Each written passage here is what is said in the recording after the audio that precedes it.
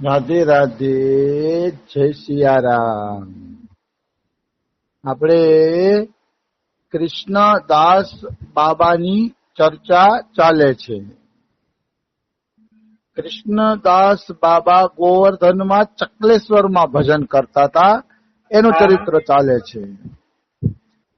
એના ચરિત્રમાં આપણે આગળ વધીએ તો ભરતપુરના રાજા યશવંતસિંહજી સિદ્ધ બાબાના દર્શન કરવા માટે આવ્યા અને ઈ રાજાને ખૂબ જ ભાવ હતો કૃષ્ણદાસમાં. એટલે કૃષ્ણદાસને પૂછ્યું કે બાબા, મારી કંઈક સેવા અંગીકાર કરો, મને કંઈક સેવા આપો, મારે તમારી સેવા કરવી છે. તો બાબાએ બહુ મસ્ત વાત કરી. બાબા એમ કહે છે કે આ વ્રજવાસીઓ અમને મધુકરી આપે છે, આ વ્રજવાસીઓ અમને ભિક્ષા આપે છે, એટલે વ્રજવાસીની સેવા કરી દો, એમાં અમારી સેવા આવી ગઈ. તમે કોઈ પણ રીતે આ વ્રજવાસીની સેવા કરી દો. તો બાબાની વાત બહુ સાચી છે. બાબાને પોતાને તો પોતાના માટે કઈ જોતું નથી, પોતે તો પૂર્ણ રીતે નિષ્કામ છે, પૂર્ણ રીતે. એટલે કે ભાઈ અમે તો નિષ્કામ છીએ, અમારે તો કઈ જોતું નથી કે, પણ આને હે ને તમે વ્રજવાસીઓની સેવા કરી દો કે ભાઈ વ્રજવાસી સેવા કરે તો સારું એમ. તો રાજાએ કીધું ઠીક છે બાબા, તમે જેમ કહો એમ. પછી રાજાએ વ્રજવાસીઓને ઘણી જમીનની સંપત્તિ આપી, ઘણું બધું દાનમાં આપ્યું. તો કેટલાય વ્રજવાસીઓને બિચારાઓને ખાવા માટે જમીન થઈ ગઈ. તો વ્રજવાસીઓની આ રીતે બાબા સેવા કરે છે. પછી પાછા આવીને કીધું કે બાબા, તમે પણ કંઈક મારી સેવા સ્વીકાર કરો. મારી ઈચ્છા છે કે હું તમારી સેવા કરું અને અને હું ધન્ય થાવી કે, તો તમે કંઈક મને સેવા આપો એમ.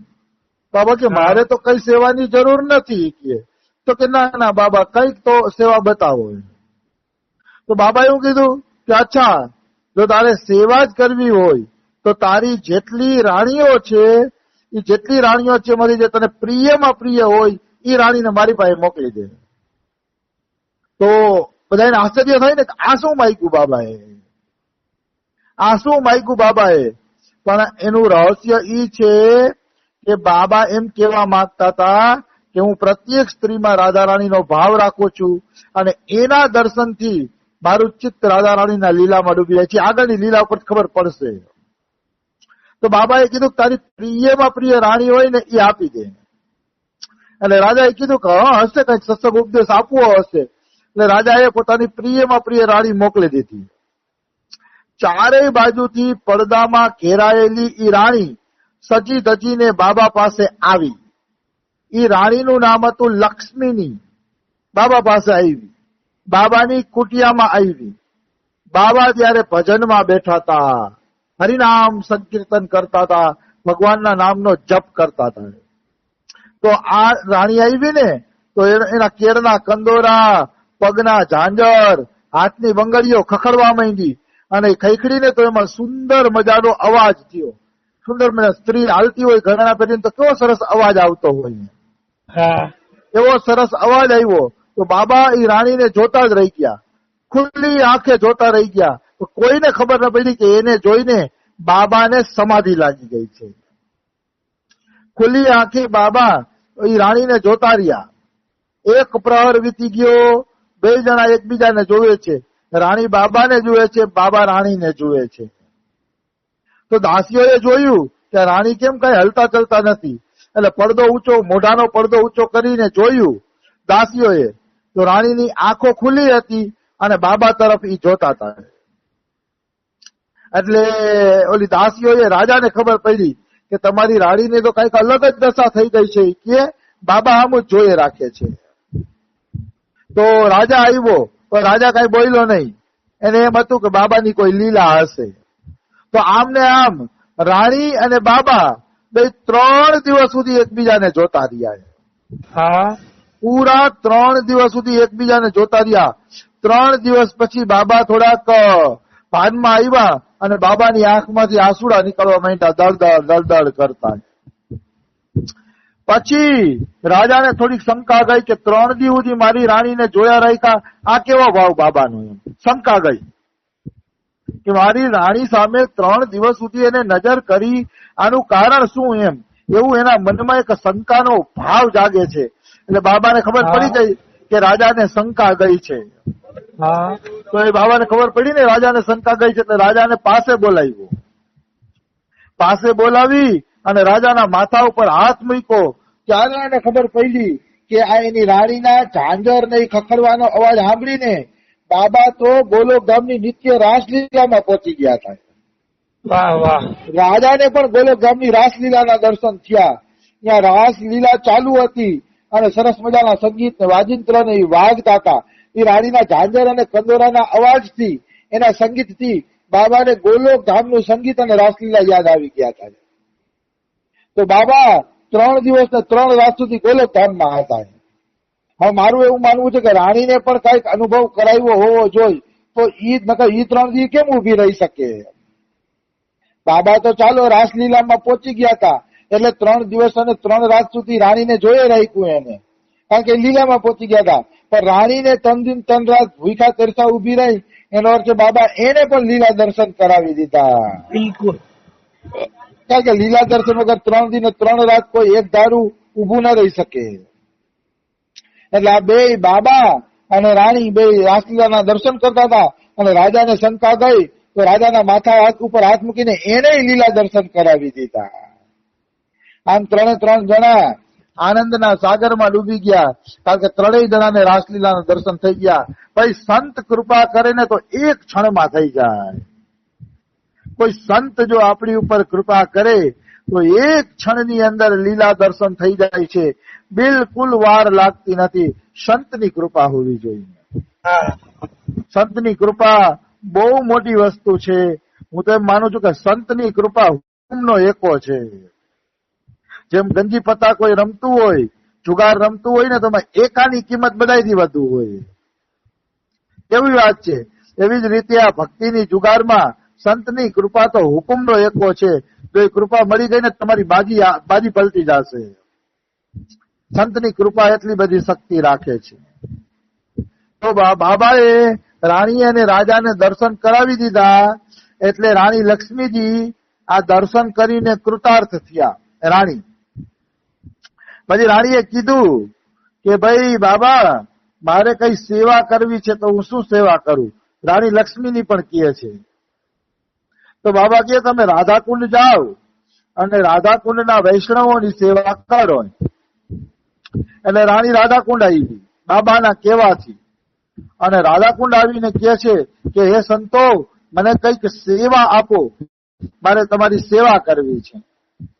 પૂછે છે તો ઓલા રાધાકુંડના સંતો શું કહે છે? તમે રાજા છો, ગ્રહણ કરી શકીએ નહીં. અમે રાજાનું ન જમીએ, કારણ કે રાજાનું જમીએ ને તો રજોગુણ આવે. કારણ કે રાજાનું ધન પ્રજાનું ધન છે, પ્રજાની સેવા માટે વાપરવું જોઈએ, અમારા માટે ન વાપરવું જોઈએ. એટલે રાજાના ધનથી અમારામાં રજોગુણ આવે, એટલા માટે અમે રાજાનું ધન સ્વીકાર કરશી નહીં. તો રાણી રોવા માંડી. રાણી ભાવે વિભોર થઈ ગઈ, રોવા માંડી અને કહે છે કે મારી એવી તમારા ચરણોમાં પ્રાર્થના છે કે મૈરા પછી હું બીજા જન્મમાં રાણી ન બનું, એવા આશીર્વાદ આપો.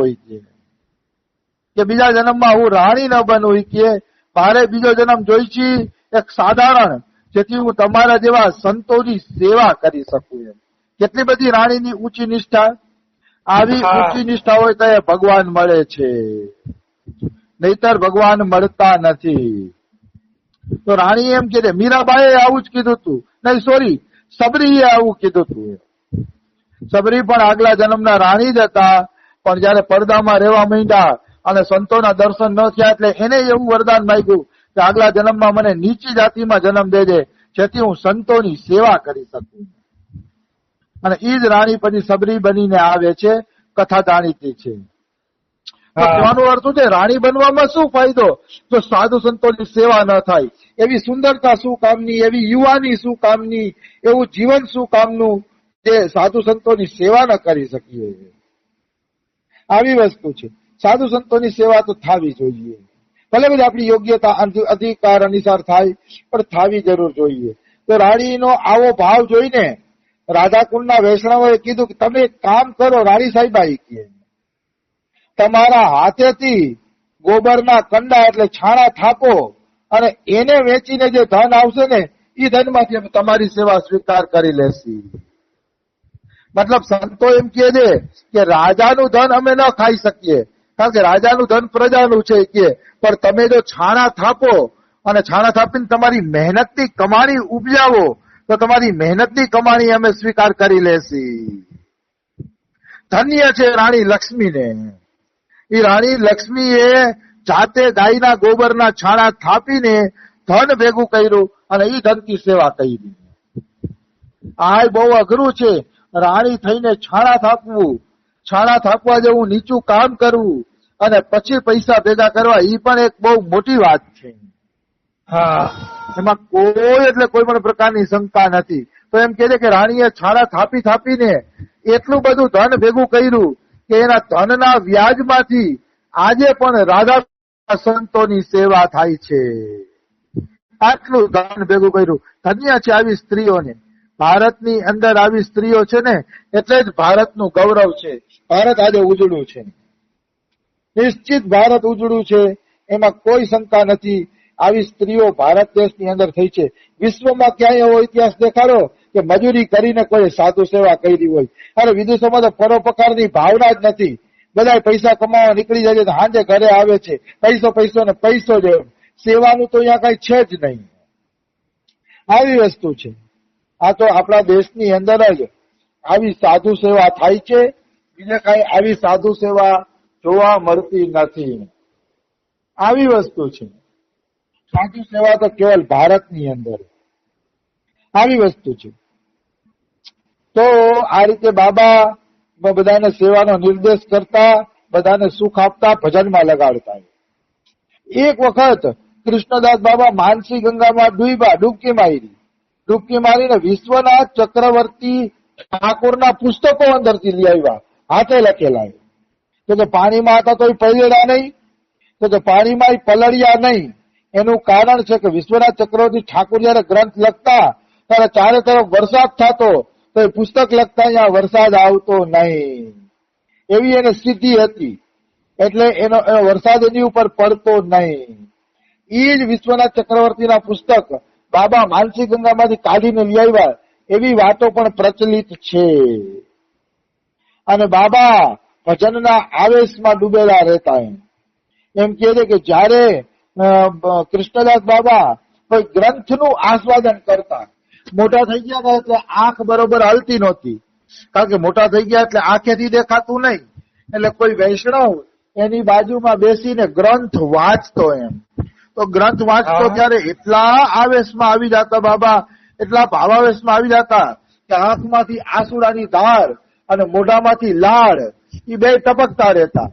અને બે બાજુ બે સેવક રહેતા, બે બાજુ લલિતા વિશાખાની જેમ.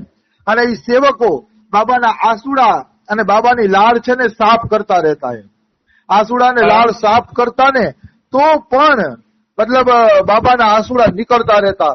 એટલા આંસુડા નીકળતા, બોલો, 2 જણાને તો સાફ કરવા પડતા આંસુડા. એટલા ધારોડિયા આંસુડા નીકળતા અને મોઢામાંથી લાળ નીકળતી. મતલબ આ ભાવાવેશનું એક લક્ષણ છે. ગદગદ ગીરા નયન બહે નીરા. ભગવાનની કથા સાંભળી ત્યારે ગળું ગદગદ થઈ જાય, આંખમાંથી આંસુડાની ધાર નીકળી જાય. આ બધા એક પ્રેમના લક્ષણો છે ભગવાનના. આવી વસ્તુ છે. તો આ કૃષ્ણદાસ બાબા બ્રજના સિદ્ધ મહાપુરુષ અને શિરમોર સંત થઈ ગયા. અને પછી એ ધામમાં ક્યારે જાય છે એની તિથિ કોઈને ખબર નથી, એટલે આમાં એની ધામ ગમનની તિથિ લખેલી નથી.